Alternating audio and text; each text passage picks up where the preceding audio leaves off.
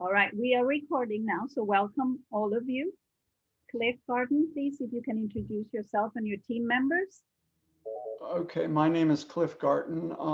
We have a public art studio in Venice, California, and we do specifically landscape sculpture type of work all over America.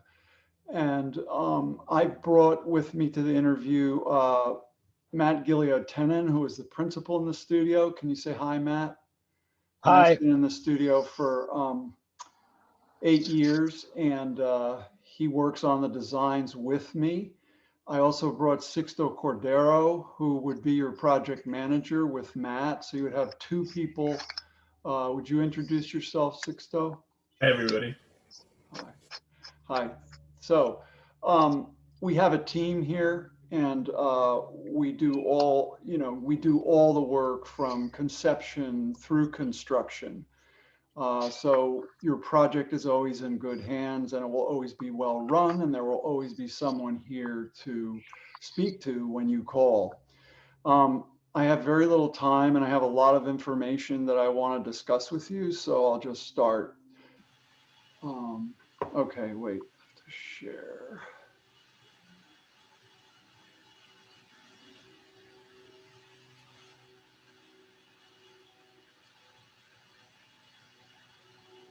Okay.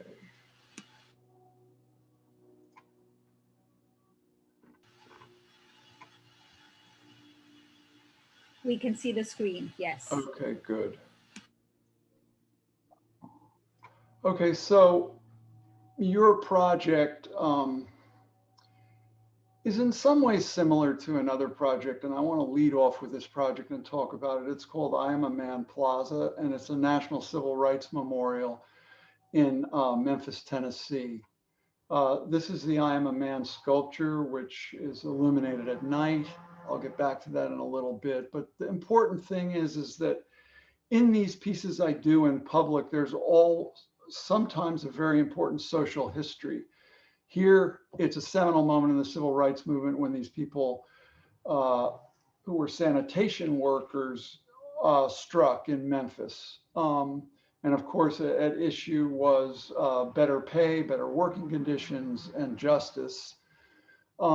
Some of you may remember these images where the National Guard came into Memphis and the strikers continued to walk in threat of violence.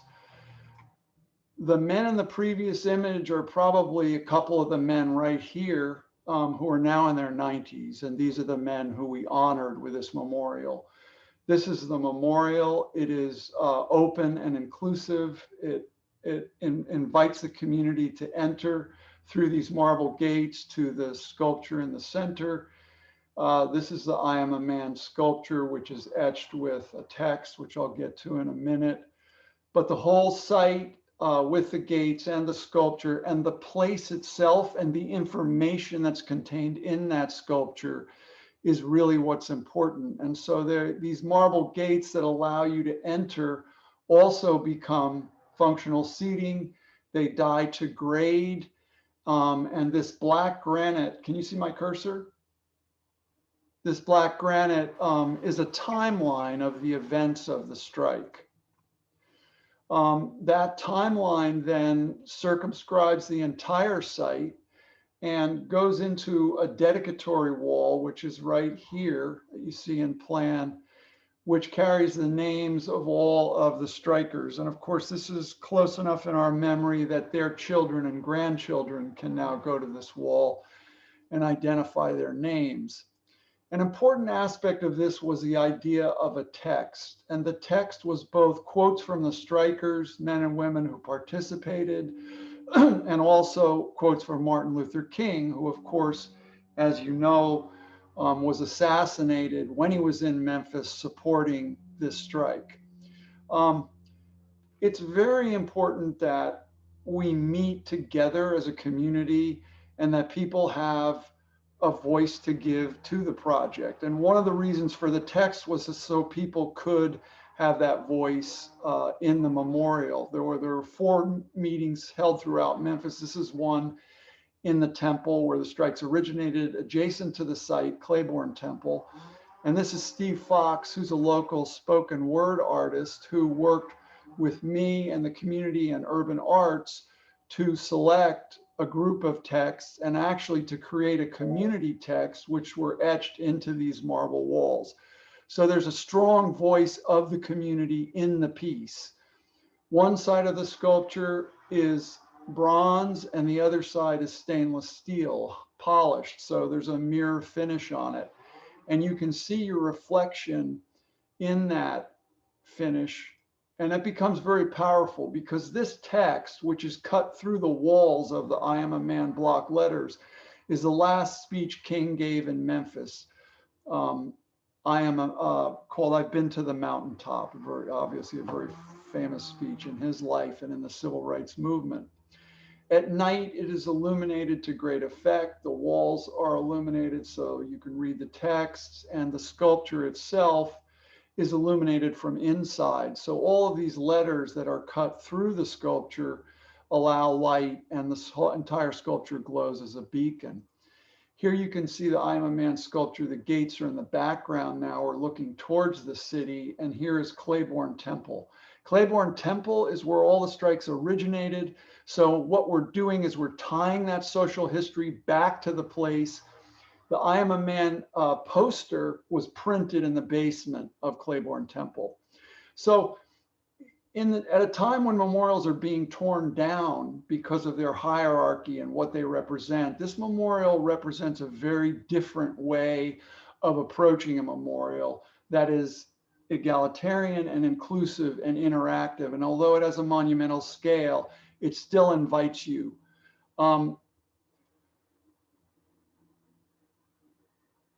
This image I'm very proud of because this is several days after George Floyd was murdered. So you can see the memorial being used the way that I intended it to be used, as a voice of the people. So that's a powerful image for me. This is another landscape sculpture called Ribbons. It's a renovation of an early 19th century building in San Francisco. There's a 20,000 square foot courtyard on the inside. The building is now occupied by the General Services Administration headquarters for the Pacific Rim. These lines, which are basically a takeoff on the Beaux-Arts symmetry of the building, are inset into the paving, and then benches rise out of those lines and create pathways through the site. Now, a couple things about this is you're being directed by the sculpture, but you're also sitting on the sculpture and you're participating. And a lot of the work that I do allows people to participate in the site, get the social message or not, or just create a place for social interaction. And that's what I think that you need at the courthouse. Also, this was a great low budget strategy to use a form multiple times through the use of a mold. So we produce these beautiful forms in concrete, which are extremely plastic and sculptural, and then become part of the base paving on the site and actually guide you through the site. And there's a fountain at each end of the site, but you can see from one end of the site to the other without any visual impediment. And I know one of the things that you're concerned about here is safety. And I'm going to keep talking about strategies that you can use on this site so that people feel safe and everybody knows what's going on and it's well lit. The advantage to this concrete is we can make it look like stone and get all kinds of surfaces out of it. But it's a really great place for people that come out of the building on either side, and they can have lunch here, meet with their colleagues. And here are some close-up views of the two fountains. This is a fountain illuminated at night. The fountains are carved granite. But again, I'm emphasizing the idea of a social space where people can interact. And these are the bands as they connect to the two entries into the courtyard. Receptor is a project in Springfield, Virginia, adjacent to the Geospatial Institute of the federal government. There's a central sculpture and these benches that circumscribe these large landscape mounds. In the center is a sculpture which is a reference to satellite dishes because they use satellites in their work to track people and information. And then the sculpture is illuminated at night, and the whole site is illuminated at night, so it's safe and pleasant to walk through. I think one of your concerns about maximizing the artistic impact on the site would be something that I would look at very carefully. And I think that the approach to the courthouse is something, I mean, it's a grand building, it's done in a classical style. And I think that a lot of what we want to do here is to make that approach pleasant and welcoming to people who are going to use the courthouse and also safe.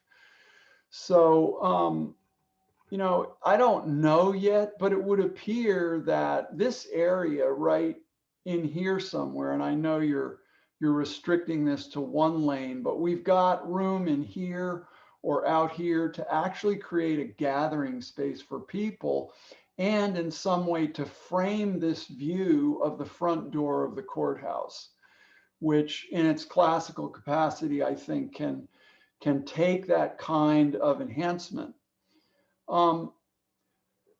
Also, I think we can influence the approach of the courthouse at night. You know, you can see here that there's a certain kind of quality of illumination, but I think that through the use of illuminated sculpture, we can enhance that quality. That might be, this is called Monarch. It's the Kaiser Permanente in San Francisco. That might be a series of columns that are illuminated,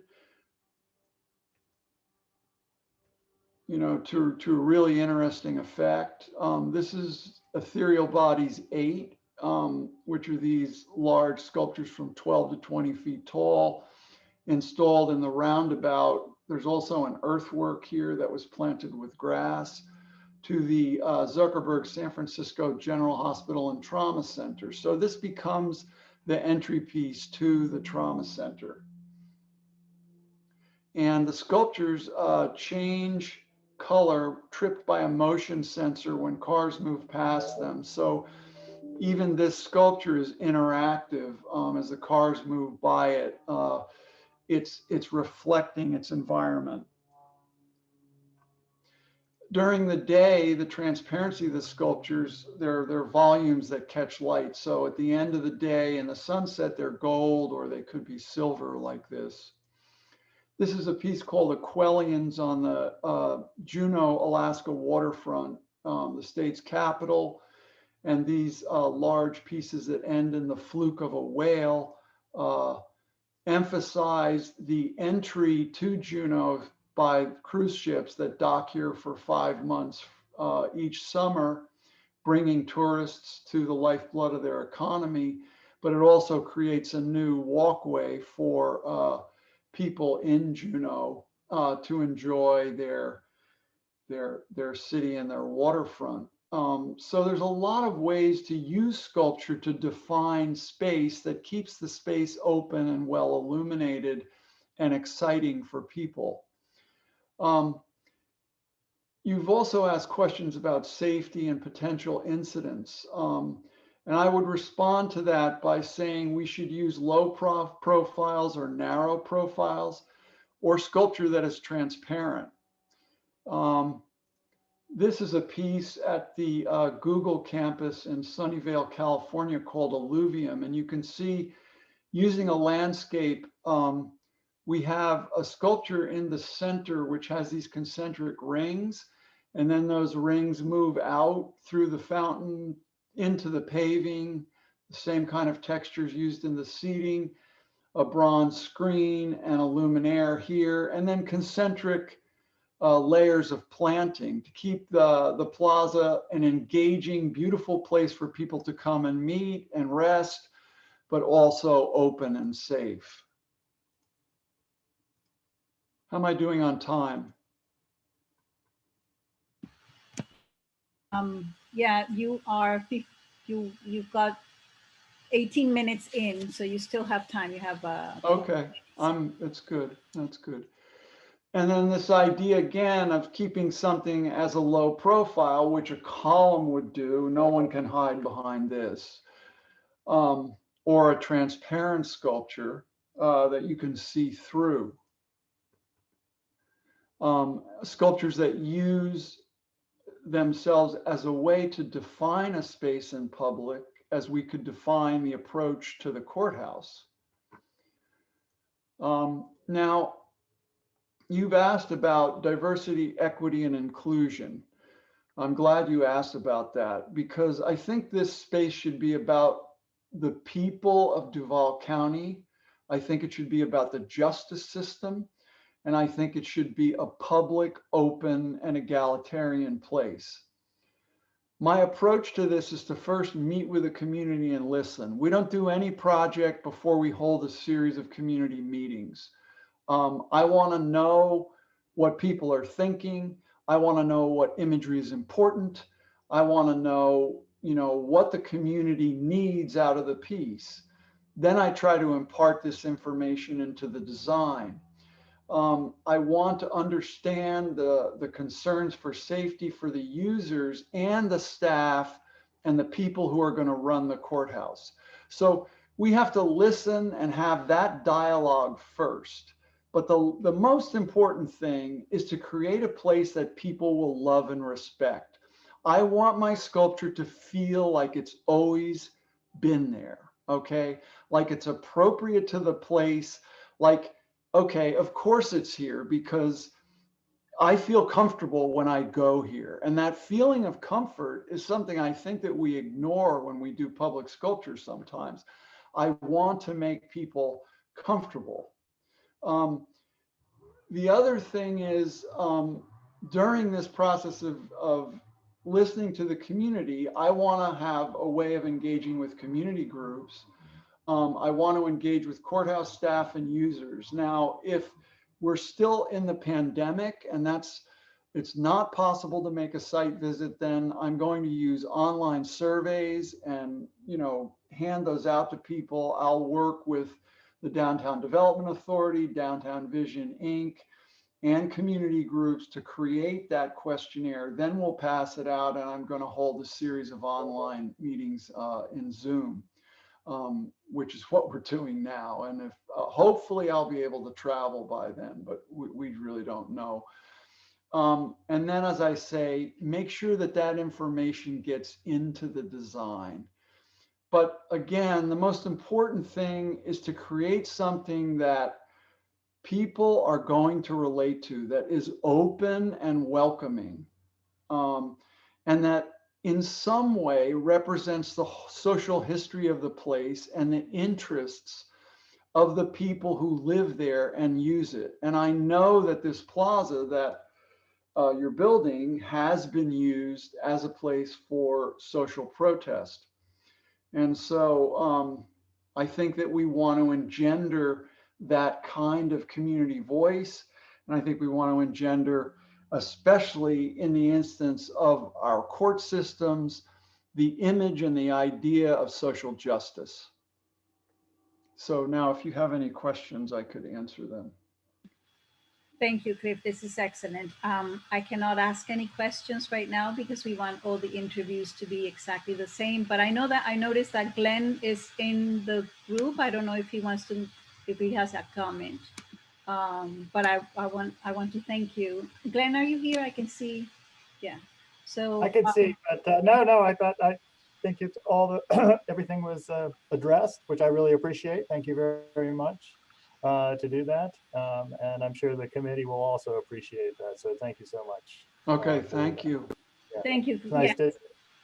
Nice to meet you virtually after all these years of watching you work. So. Oh, thank you, Glenn. And I appreciate also you having your team with you. The art selection panel would like that. So thank you, everybody. We'll okay, thank you, Hilda. Thank you, Anne Marie. Thanks, Glenn. Yeah, thank you. Bye-bye. All right, goodbye, everybody. Thank you. Bye-bye.